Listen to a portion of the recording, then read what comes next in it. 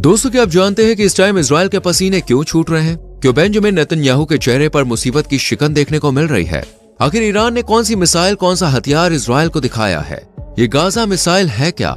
H क्यों Israel की परेशानी बढ़ाता हुआ नजर आ रहा है? एच है क्या? अगर सभी देश इजराइल के खिलाफ खड़े हो गए तो इजराइल का क्या होगा? क्या इजराइल इन सबको हरा पाएगा या फिर खुद मिट्टी में मिल जाएगा? अगर आप भी जानना चाहते हैं इन सभी सवालों के जवाब, तो हमारे संग वीडियो में एंड तक बने रहें। आइए शुरू करते हैं। दोस्तों, इजराइल के सामने पहले सिर्फ एक ही दुश्मन था, हमास, जिसे हराना तो इजराइल को बाएं हाथ का खेल लग रहा था। लेकिन ये बाएं हाथ का खेल कब खूनी खेल बन गया, कुछ भी समझ ही नहीं आया। ऐसे भिड़ना और इस जंग को जीतना काफी मुश्किल साबित हो रहा है। लेकिन ये एच है क्या, यही सोच रहे हैं ना आप? तो आपको बता दें, एच एक ग्रुप है जिसमें इजराइल के दुश्मन रखे गए हैं। हमास, हिजबुल्लाह, हूती संगठन और हशद अल शाबी, इनका मतलब है एच। इस टाइम ये सभी इजराइल के लिए एक बड़ी चुनौती बन गए हैं। जहाँ एक तरफ गाजा पट्टी का सिर्फ नाम बचा है, वहाँ पे सिर्फ मलबा है, टूटी गिरी इमारतें हैं और अब भी उत्तरी गाजा में ताबड़तोड़ हमले किए जा रहे हैं, तो वहीं लेबनान इजराइल बॉर्डर पर बमबारी देखने को मिल रही है। कहा तो यहाँ तक जा रहा है कि गाजा की हालत भी इस बॉर्डर के सामने कुछ नहीं है, क्योंकि ये एक बॉर्डर नहीं है बल्कि जंग का मैदान बन गया है। हिजबुल्लाह, जो कि लेबनान की एक शिया पार्टी है, वो यहाँ पर इजराइल के सैन्य अड्डों को निशाना बना रही है और हाल ही में हिजबुल्लाह ने अपनी 4 बुरकान मिसाइल से इजराइल के ठिकानों पर दागी है। हमास इजराइल के लिए इतना सिरदर्द नहीं था जितना कि हिजबुल्लाह ने इजराइल की नाक में दम करके रखा है। ये तो दोस्तों कुछ भी नहीं है। इन दोनों की दुश्मनी और आंखों में खून देखकर यही कहा जा रहा है कि ये युद्ध वर्ल्ड वॉर 3 का रूप ले सकता है, क्योंकि हिजबुल्लाह ने अपनी 4 स्नाइपर फोर्स दुश्मन को मार गिराने के लिए उतार दी है। साथ ही हिजबुल्लाह ने ऑर्डर दे दिया है कि इजराइल पर टैंक से बिना रोके हमले किए जाने चाहिए, ताकि इसको असली दुश्मनी का मतलब समझ में आए। इसलिए हिजबुल्लाह अपनी जी जान लगाकर इजराइल का मुकाबला कर रहा है और इसे हराने में जुट गया है। वहीं दूसरी तरफ ईरान तो हमास और हिजबुल्लाह को सपोर्ट कर ही रहा है। साथ ही ये देश दूसरे देशों को भी इस युद्ध में उतारने के लिए उकसा रहा है। जी हाँ, हम सब जानते हैं इस टाइम गाजा के हालात देखकर हर किसी का खून खौल उठा है। जो देश कल तक इजराइल का साथ देने का वादा निभा रहे थे, वो अब फिलिस्तीन के साथ है। यानी फिलिस्तीन को 57 मुस्लिम देशों का समर्थन मिल रहा है। यहाँ तक कि जो देश दूसरे के मुद्दों में बोलना पसंद नहीं करता था, वो देश भी अब फिलिस्तीन की वफादारी या फिर कहें कि उसका इनडायरेक्ट वे में साथ देता हुआ नजर आ रहा है। अभी यहाँ पे हम बात कर रहे हैं दोस्तों चीन की।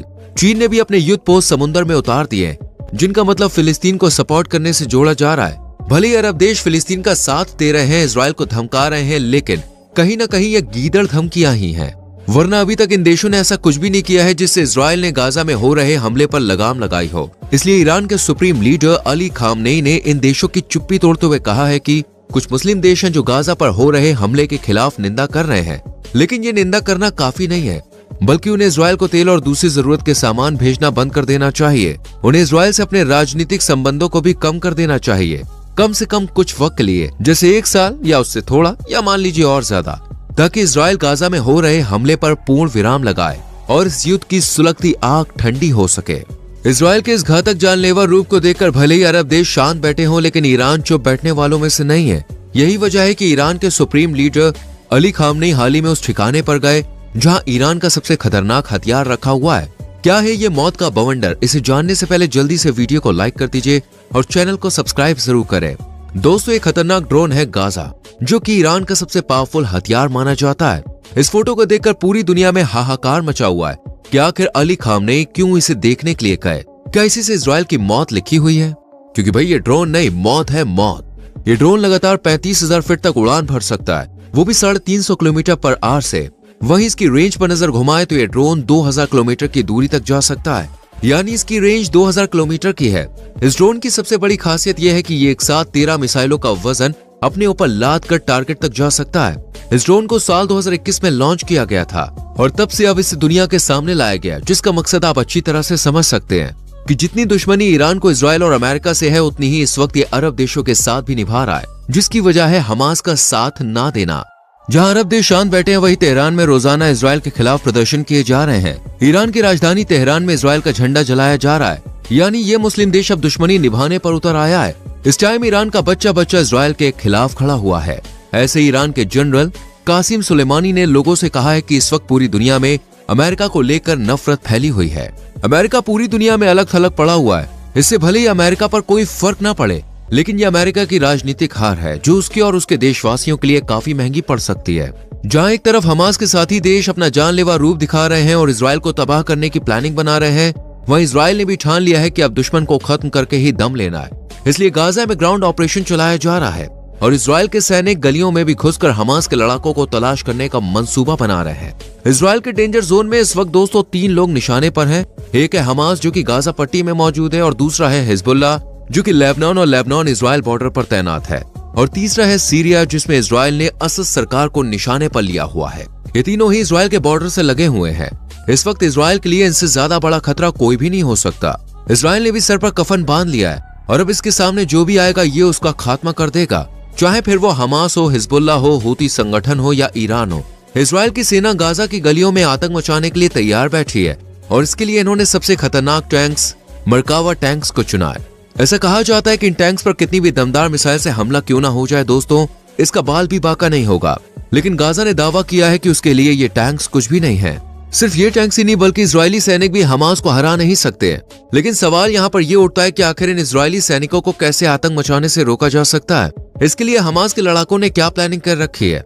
इजराइल के सैनिकों ने तो यहाँ तक सोच लिया है कि वो गाजा पट्टी में ऊपर से ना जाकर सुरंगों में से होकर जाएंगे।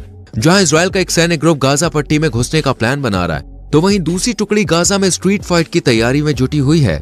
लेकिन क्या इजराइल की मेहनत रंग ला पाएगी? हमास की तैयारी को देखकर तो ये सारी मेहनत खराब होती हुई नजर आ रही है। हमास ने 3 प्लान बनाकर तैयार कर लिए हैं। पहला कि जब इजरायली सैनिक गाजा बॉर्डर को पार करके गाजा में घुसने की कोशिश करेंगे तभी इन पर काउंटर अटैक करें, इनके टैंक्स पर मिसाइल दागी जाए, तोपों की बारिश की जाए, यानी इन्हें बॉर्डर पर ही खत्म कर दिया जाए।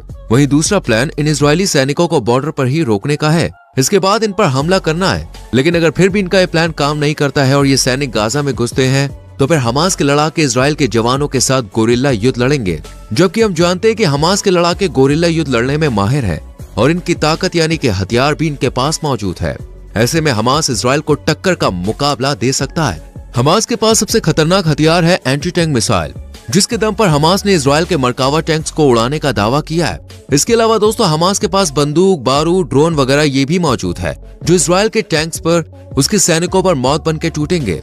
गाजा की गलियों में स्नाइपर्स छुपे बैठे हैं, यहाँ तक कि ये स्नाइपर्स तो गाजा में पड़े मलबे के ढेर पर भी छुपकर अपने दुश्मन का इंतजार कर रहे हैं कि कब दुश्मन इनके सामने आए और ये उसे मार गिराए। इजराइल ने उत्तरी गाजा को तो घेर लिया है और अब ये ग्राउंड ऑपरेशन दक्षिणी गाजा में भी चलाए जाने की पूरी तैयारी में है। ऐसे में आप समझ सकते हैं जहाँ एक तरफ इजराइल हार मारने के लिए तैयार नहीं है, वहीं दूसरी तरफ हमास भी इजराइल के सामने झुकने के लिए बिल्कुल भी रेडी नहीं है, बल्कि ये दोनों ही ठाने बैठे हैं, या तो जीत या फिर मौत। दोस्तों आपको क्या लगता है कौन किस पर भारी पड़ सकता है?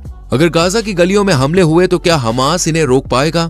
अपनी राय कमेंट सेक्शन में लिख के जरूर बताएं। आपको ये वीडियो कैसी लगी ये भी लिखेगा। हम तो यही दुआ करते हैं कि ये युद्ध यहीं पर रुक जाए, क्योंकि युद्ध से सिर्फ और सिर्फ तबाही होती है और निर्दोष लोग की जान जाती है।